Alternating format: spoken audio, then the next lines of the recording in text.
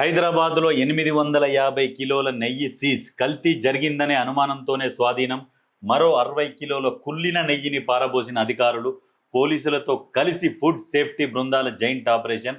రాష్ట్ర వ్యాప్తంగా 2 విడతల్లో ముమ్మర తనిఖీలు. అయితే ఇది మెయిన్ ఎక్కడ జరుగుతుంది అంటే, ఈ కల్తీ నెయ్యి అనేది పోలీసులు ఎక్కడైతేనే తిరగకుండా ఉంటారో, మేజర్గా ఏంటంటే ఓల్డ్ సిటీ ఏరియాలల్లో కల్తీ అనేది దానికి పుట్టినిల్లు. గుట్కాలు కావచ్చు, నెయ్యి కావచ్చు, నూనెలు కావచ్చు, రకరకాలది మొత్తం పుట్టినిల్లు ఓల్డ్ సిటీ. ఈ ఓల్డ్ సిటీలో ఏంటంటే ఈ లోపల గల్లీలలో ఎక్కడనో పెడతారు, పెట్టేసి ఇక స్టార్ట్ చేస్తారు, తయారు చేస్తారు, చిన్న చిన్న ట్రాలీ ఆటోలలో బయటికి పంపిస్తారు. ఈ కల్తీ నెయ్యి మరి ఎక్కడ ఉన్నాయి బర్రెలు? పాడి పరిశ్రమ ఎక్కడిది? తెలంగాణలో ఇంతగానం సరిపోను నెయ్యి, పాలు ఇంతగానం సరిపోతుందా అంటే లేదు. ఇదంతా కల్తీ కల్తీ కల్తీ. మొన్న ఒక దగ్గర దొరికింది నెయ్యి వాసన వస్తేందుకు ఒక కెమికల్, మళ్ళీ ఏది అమ్మ చేసినట్టుగా అని చెప్పేసి పూసల పూసల నెయ్యి అనే యాడ్ వస్తుంటుందిగా, ఆ పూసలు వస్తేందుకు కూడా ఒక కెమికల్ తయారు చేసిరట. ఈ దొంగలు దాంట్లో ఎంత తెలివి పెడుతున్నారు చూడు, నకిలీ తయారు చేయడంలా. ఎందుకు నకిలీ తయారు చేసినా కానీ అంత విపరీతంగా సేల్ అవుతుందంటే జనాభా అట్లా ఉన్నది. మన దగ్గర ఏదైనా కొనేటట్టున్నారు. లాస్ట్కు పెండ కూడా కొంటున్నారు, ఆన్లైన్లో ఆవు పెండ కూడా కొంటున్నారు, మామూలు పెండ కూడా కొంటున్నారు, ఆన్లైన్లోనే కొంటున్నారు. మీరు ఒకసారి చెక్ చేసుకోర్రి. ఎందుకంటే జనాభా అంతా ఉన్నది. దీన్ని అదును చూసుకొని ఇగో ఈ పుట్టగొడుగుల్లాగా పుట్టుకొచ్చి ఈ కల్తీ నెయ్యి, కల్తీ వస్తువులు వాడి ఆరోగ్యం ఖరాబ్ చేసుకుంటున్నారు. అరే మేము తినగానే మాకేం అయితలేదు కదా, మా ఆరోగ్యం ఏం ఖరాబ్ కాలేదు కదా అంటున్నారు. ఒకటి గుర్తుపెట్టుకోర్రి, మనిషి సగటు జీవితం గతంలో ఎంత ఉండే, ఇప్పుడు ఎంత ఉన్నది. అంటే ఇప్పుడు పుట్టిన పిల్లలు 56, 58 ఏళ్ళ వరకే లైఫ్ ఉంది వాళ్ళకు. గతంలో 100, 110, 120, 140 సంవత్సరాలు బతికిన వాళ్ళు కూడా ఉన్నారు వెనకట, ఈ కల్తీ లేని ఆహారం తిని. అంటే మీరు అర్థం చేసుకోర్రి, మందులతోని ఫుడ్డు, దాంతోపాటు ఈ కల్తీ, ఈ మానవ మనుగడకే ప్రమాదం. ఇట్లనే వదిలేస్తే పాడి పరిశ్రమలు ఉండవు, ఏముండవు. పాడి పరిశ్రమలు అంటే దాని నుంచి పాలు కాగబెట్టాలి, మీగడ తీయాలి, తోడేయాలి, దాంట్లో తీయాలి, దీంట్లో తీయాలి, చల్ల జీలకాలి, వెన్న తీయాలి. ఇవన్నీ ప్రాసెస్ కంటే ఈ కల్తీ నెయ్యి ఈజీ అని ఈ కల్తీ నెయ్యి తయారు చేస్తున్నారు. కొంచెం డాల్డా నూనెలు కలిపేసి వాసన వచ్చేటట్టు సెట్ చేసి అమ్మేస్తున్నారు. ప్రజలు కూడా చాలా జాగ్రత్తగా ఉండాలి. మరి దీని మీద ప్రభుత్వం కూడా చాలా చర్యలు తీసుకోవాలి. గామన్న కొంతమంది చెప్తారు ఏంటంటే, మన దగ్గర పాడి పరిశ్రమ కంటే మహారాష్ట్రలో ఎక్కువ ఉన్నది, అక్కడి నుంచే మనకు పాలు వస్తాయి, కొన్ని పాలు మహారాష్ట్ర నుంచి మనకు తెలంగాణకు వస్తాయి కాబట్టి మనకు సరిపోతుంది, లేకుంటే మనకు సరిపోదు అని చెప్తారు. అరే నాయన, మొన్న మహారాష్ట్రలో కూడా కల్తీ పాలు దొరికినాయి. కల్తీ పాలు చెక్ చేస్తున్నారు, అధికారులు తిరుగుతుర్రు అనగానే ఒక్కడొక్కడు లారీలలోకి వెళ్ళి ఆ పాల క్యాన్లు తీసి కాలువలలో గుమ్మరిస్తున్నారు. అంటే మహారాష్ట్రలో కూడా లేదు పాడి పరిశ్రమ. అర్థం చేసుకోరి. ఎవరైనా నిజంగా వ్యాపారం చేసుకోవాలంటే ఒక 10 బర్రెలు కొనుక్కొని వ్యాపారం చేస్తే అద్భుతంగా పైసలు ఉంటాయి.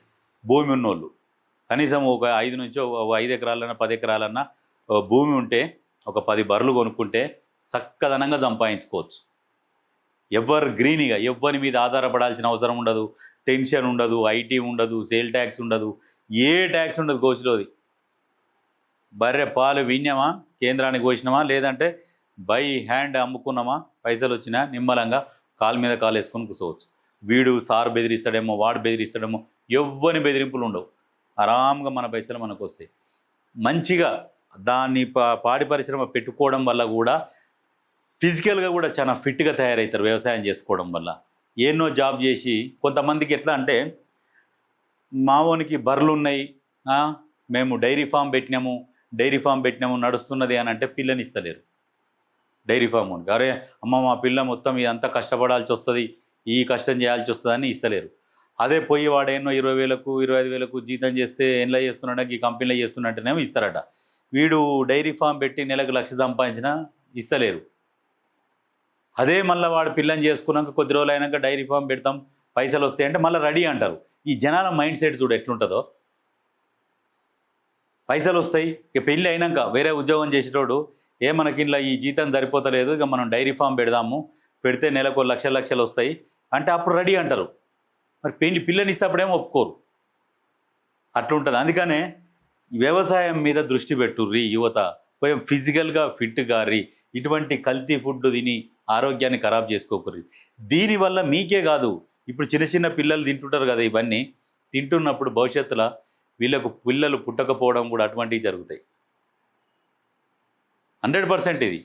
కొంతమంది ఆడపిల్లలు అయితే తొందరగా పుష్పవతులు కావడము, ఈ కల్తీ నెయ్యి, కల్తీ పాలు, వీటి వల్ల ఈ ఇంజక్షన్లు ఇచ్చి కొంతమంది రకరకాలుగా ఉన్నాయి. చెప్పుకుంటూ పోతే ప్రతి దాంట్లో కల్తీ ఉన్నది. కాకపోతే ఏంటంటే మన జాగ్రత్తలో మనం ఉండాలి.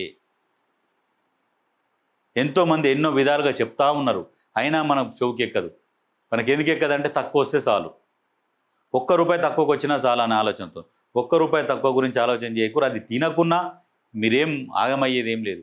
ఇటువంటి కల్తీ తిని ఆరోగ్యం ఖరాబ్ చేసుకోకండి, దృష్టిలో పెట్టుకోరు. ఏందిగో ప్రభుత్వం కూడా దృష్టి పెట్టాలి. ఎందుకంటే ఇవి ఎక్కడెక్కడ తయారవుతున్నాయి, ఏం చేస్తున్నారు ఫుడ్ సేఫ్టీ అధికారులు, పోలీస్ వ్యవస్థ, టాస్క్ ఫోర్స్ వ్యవస్థ, ఇన్ని ఉన్నాయి.